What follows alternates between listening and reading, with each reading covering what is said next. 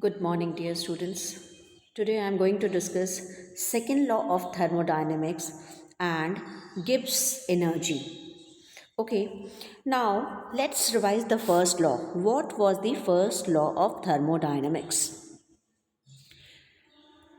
Suppose I have a system. What the first law was? I have a system and it is in a surrounding. Okay, so your first law was saying, energy can neither be created nor be destroyed, but it can be converted from one form to another. So if I have a system and this is my surrounding, so energy should remain constant when I am discussing about the first law. Suppose there is a equation A plus B gives out C plus D. This is a chemical equation. A is your 50, B is your 50, C is your 20, D is your 80. Is this reaction is possible?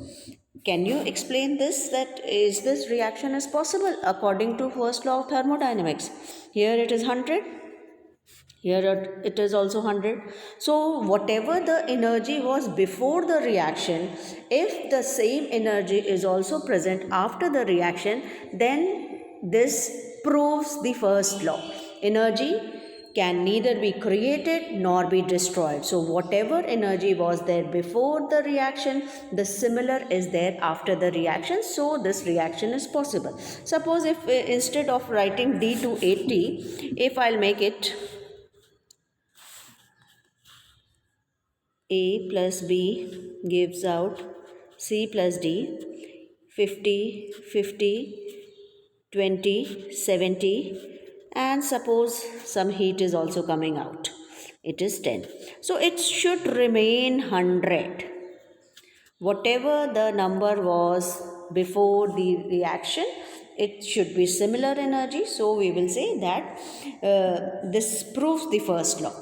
So just keep it in your mind and do let me know, can you take a piece of ice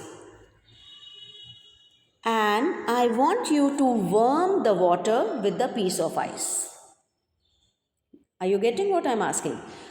As I have said that if, as the first law says, that energy can neither be created nor be destroyed, but it can be transformed from one form to another. तो उसी का हम आपसे पूछ रहे हैं, हम आपको एक बर्फ़ का टुकड़ा देते हैं और उससे कहते हैं कि आप पानी को गर्म कीजिए. You will think, several thinking will come to your mind, what can I do, what can I do, I can do like this, I can do like this, but it is not possible. Why it is not possible? But it should be possible according to the first law. Take a container, take water in it, suppose it is at 27 degrees centigrade, take a ice cube and it is at 0 degree centigrade. Okay, तो अब इस बर्फ़ के टुकड़े से हम कह रहे हैं पानी को गर्म कीजिए. अगर बर्फ़ से एनर्जी निकल रही है तो वो पानी में जाएगी, तो पानी को गर्म होना चाहिए. This is your first law. But what is happening? Suppose 5 joule of energy is coming in the water. Okay, तो पानी का टेम्परेचर 28 हो जाना चाहिए और बर्फ़ का टेम्परेचर -1 डिग्री सेंटीग्रेड हो जाना चाहिए. ओके, अगर मान लीजिए 5 जूल और एनर्जी वाटर में आ रही है तो वाटर का टेम्परेचर 29 डिग्री सेंटीग्रेड हो जाना चाहिए और बर्फ़ का टेम्परेचर -2 डिग्री सेंटीग्रेड हो जाना चाहिए.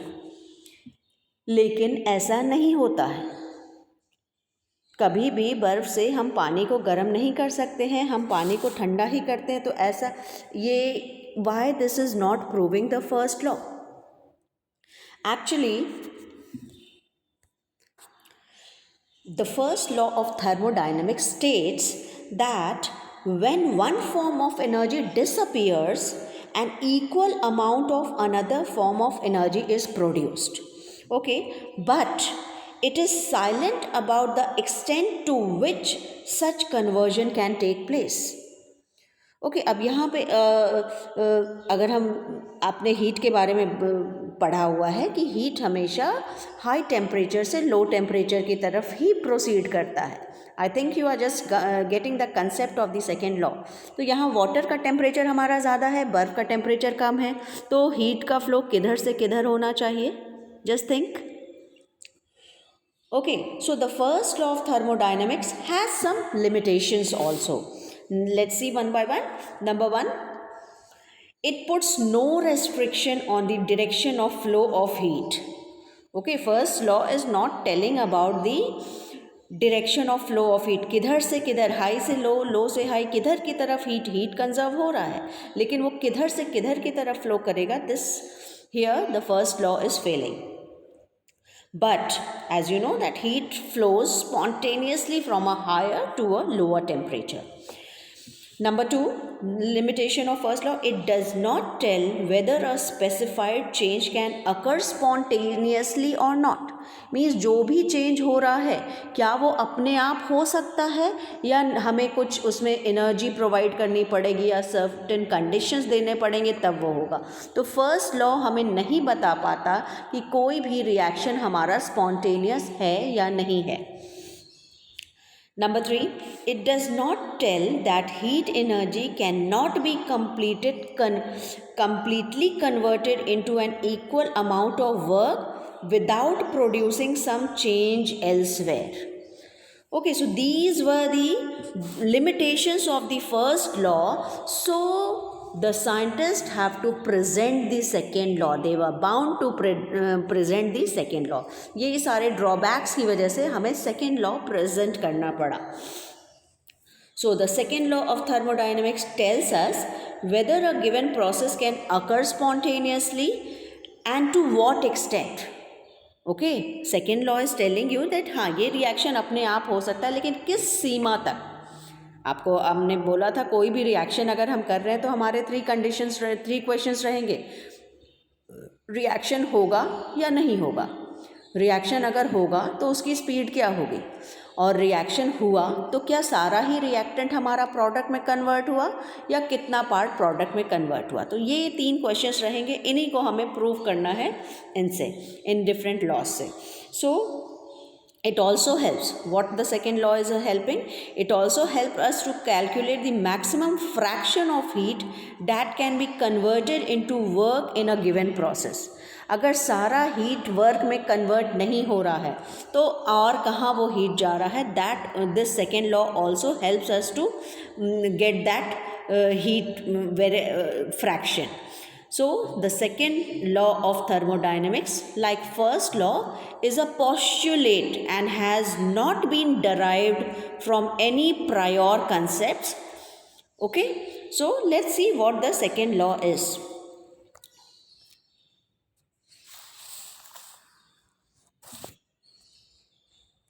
So second law can be stated in various forms. Just see one by one. Number one, it is impossible to construct a machine that is able to convey heat by a cyclic process from a colder to a hotter body unless work is done on the machine by some outside agency. Number two, work can always be converted into heat, but the conversion of heat into work does not take place under all conditions. Number three, it is not possible to convert heat into work without compensation. Next, whenever a spontaneous process takes place, it is accompanied by an increase in the total entropy of the universe. You are aware with the term entropy. Entropy means randomness. Now let's see. Take an example to understand the second law. Suppose I have, let's take a planet Earth. Or earth, हमारा earth है ये, and और उसके पास ही है Pluto और उसके पास है हमारा sun. Okay, let's take Pluto at 2 degree centigrade. Earth है हमारा 27 डिग्री सेंटीग्रेड और सन के पास टेम्परेचर है 5000 degree centigrade. Okay, flow of heat. We are going to see the flow of heat. As you know, जैसे ही एनर्जी अर्थ को मिलेगी तो वो एक्सपैंड होगा. एक्सपेंशन होगा तो एंट्रोपी इंक्रीज होगी. And you have to remember one thing, that universe की एंट्रोपी कभी भी कम नहीं होनी चाहिए. ओके, यूनिवर्स की एंट्रोपी हमेशा बढ़ती रहनी चाहिए, कभी भी कम नहीं होनी चाहिए.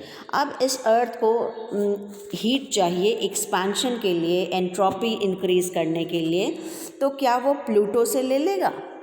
प्लूटो ऑलरेडी 2 डिग्री सेंटीग्रेड पे है, तो वो जब टेम्परेचर सपोज उसने अर्थ को दे दिया, एनर्जी दिया, तो प्लूटो का कम हो गया, टेम्परेचर कम हुआ. टेम्परेचर कम होने से वो एक्सपैंड होने की बजाय कॉन्ट्रैक्ट हुआ, मीन्स उसकी एंट्रोपी कम हुई. एंड हमने पहले ही ये एक लाइन बोल दिया कि यूनिवर्स की एंट्रोपी कभी भी कम नहीं होनी चाहिए. तो प्लूटो से वो लेगा तो प्लूटो का ही एंट्रोपी डिस्टर्ब हो जाएगा. लेकिन अगर सन से लेगा तो वो उसके पास 5000 डिग्री सेंटीग्रेड है, 5-10 डिग्री सेंटीग्रेड इधर उधर हो जाएगा तो उसे फ़र्क नहीं पड़ेगा. आप you can understand this by this also. Suppose मुझे 10 रुपये की ज़रूरत है और किसी के पास 15 रुपये हैं और एक मेरे फ्रेंड के पास 5 करोड़ रुपए हैं, तो हम किससे लेंगे वो 10 रुपये? अगर हम अपने उस फ्रेंड से लें जिसके पास सिर्फ 15 रुपये हैं, अगर हमने उससे 5 या 10 ले लिया तो उसके पास तो बहुत लिमिटेड, बहुत थोड़ा सा बचेगा. और जिसके पास 5 करोड़ रुपए हैं उससे अगर हमने 10 रुपये ले लिए तो उसे कोई ख़ास फ़र्क नहीं पड़ेगा. तो आपको अब समझ में आ रहा होगा कि हीट का फ्लो कहाँ से कहाँ की तरफ होगा, हाई से लो की तरफ होगा. ओके, अब इसमें ट्विस्ट एक लाते हैं. सपोज़ अब सेम टेम्परेचर पे हमारा सब कुछ है. अभी अर्थ ने एक्सपैंड किया था, टेम्परेचर ले करके उसने अपनी एंट्रोपी इंक्रीज़ की थी. अब हम एक नया कंडीशन ले रहे हैं, जब अर्थ हमारा कॉन्ट्रैक्ट हो रहा है, वो एनर्जी रिलीज़ कर रहा है. तो जब वो एनर्जी रिलीज़ कर रहा है तो वो अब एक किसको देगा, प्लूटो को या सन को? Just think about it and tell me later about it. But I think that you have understood that what should be the condition of flow of heat. Flow of heat should always be from high temperature towards low temperature.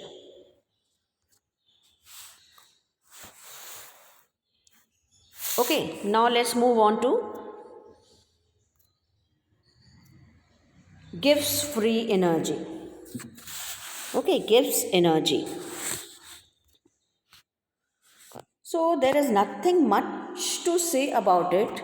Mathematically, we can present a formula for Gibbs free energy.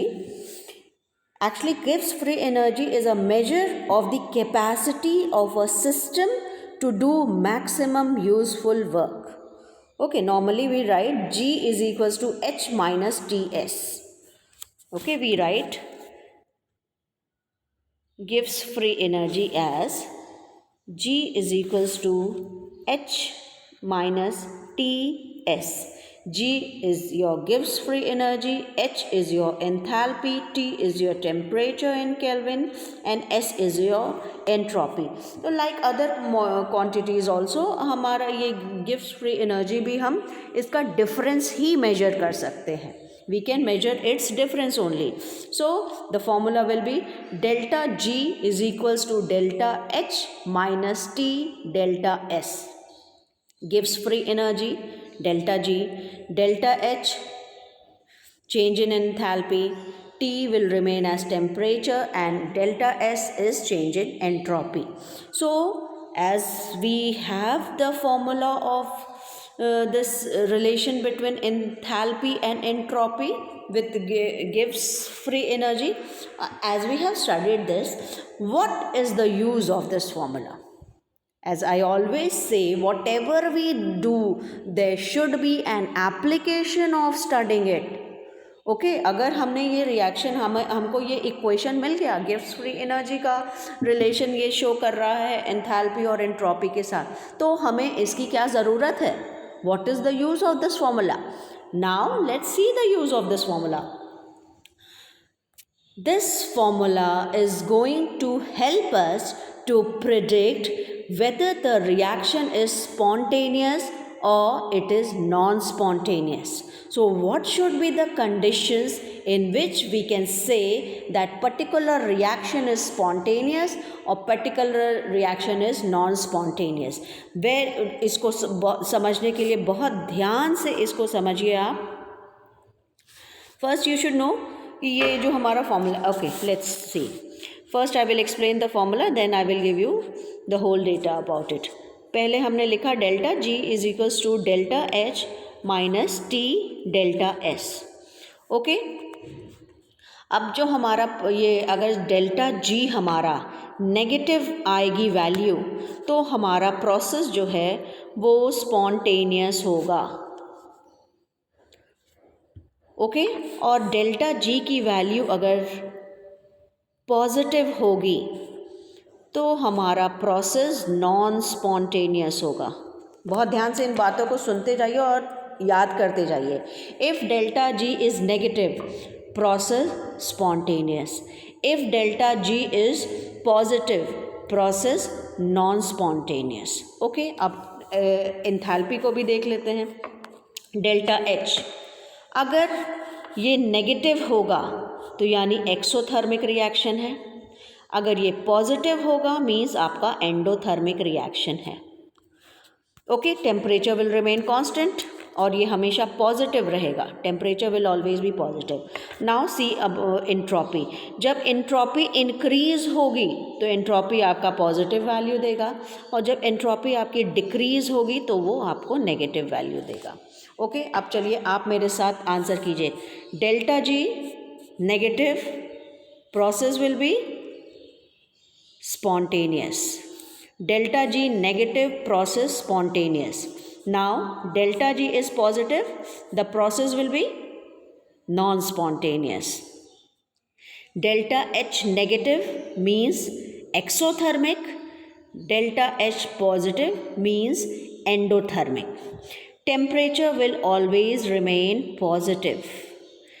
Delta S, when entropy will increase, it will give positive value. When entropy will decrease, it will give negative value. Okay, and temperature can be any temperature from 0 to any degree centigrade, या हम Kelvin, we measure the temperature in Kelvin. So if it is 0, that will be absolute 0. 0 जैसा कोई term नहीं होता Kelvin में. So that will be termed as absolute 0. तो temperature हमारा कुछ भी हो सकता है इन केल्विन. ओके, अब हम देखते हैं कि किस तरह हमारा रिएक्शन स्पॉन्टेनियस होगा नहीं होगा. तो सबसे पहले हम देख लेते हैं हम एक 4 कॉलम बनाएंगे. सबसे पहले ऊपर हम एक फॉर्मूला पहले लिख लेते हैं. Delta G is equals to delta H minus T delta S. I hope you have learned this formula. Delta G is equals to delta H minus T delta S. Okay, तो अब देखिए delta H delta S हम चारों तरफ लिख लेते हैं पहले. Delta S delta H because it can give you 4 condition. Delta H delta S delta H delta S delta H delta S. अब डेल्टा H और S both can be negative. Delta H and delta S both can be positive. Delta H can be positive and delta S can be negative. And delta H can be negative and delta S can be positive. Only these 4 conditions are possible. Okay, delta H और S हमारा या तो दोनों negative होगा या दोनों positive होगा. दोनों में से एक पॉजिटिव और एक नेगेटिव होगा. यही 4 कंडीशंस आप पॉसिबल हैं. अब आपको बहुत ही छोटी सी चीज़ जो आप बहुत बचपन से पढ़ते आ रहे हैं उसको यहाँ पे ध्यान रखना है. Positive positive will remain positive, negative negative will remain negative. लेकिन जिसकी नंबर क्वांटिटी ज़्यादा है वो साइन हम लगाएंगे आगे. ओके, पॉजिटिव नेगेटिव मिलकर के नेगेटिव हो जाएगा, नेगेटिव पॉजिटिव मिलकर के नेगेटिव हो जाएगा, और अगर क्वांटिटी जिस माइनस के साथ अगर क्वांटिटी ज़्यादा है वो साइन हम लगाएंगे। ये आपका बहुत ही बेसिक मैथमेटिक्स है जो आपको बहुत अच्छे से पता है, और उसी को बस यहाँ पे अप्लाई करना है। Now see here, if delta H is positive, ये हमारा अगर पॉजिटिव है और डेल्टा एस नेगेटिव है, डेल्टा एस नेगेटिव है तो नेगेटिव नेगेटिव ये पॉजिटिव हो जाएगा। ओके, तो डेल्टा एच हमारा नेगेटिव है और डेल्टा एस टी डेल्टा, यहाँ दो ही क्वांटिटी हैं बस, एक है डेल्टा एच, एक है टी डेल्टा एस, दो ही हैं, इन्हीं को हमें बस कंसिडर करना है। तो अगर डेल्टा एच हमारा नेगेटिव है, let's consider the first condition, if delta H is negative, delta H is negative तो ये नेगेटिव वैल्यू हो जाएगी, और डेल्टा एस भी अगर नेगेटिव है तो नेगेटिव नेगेटिव आपका पॉजिटिव हो जाएगा।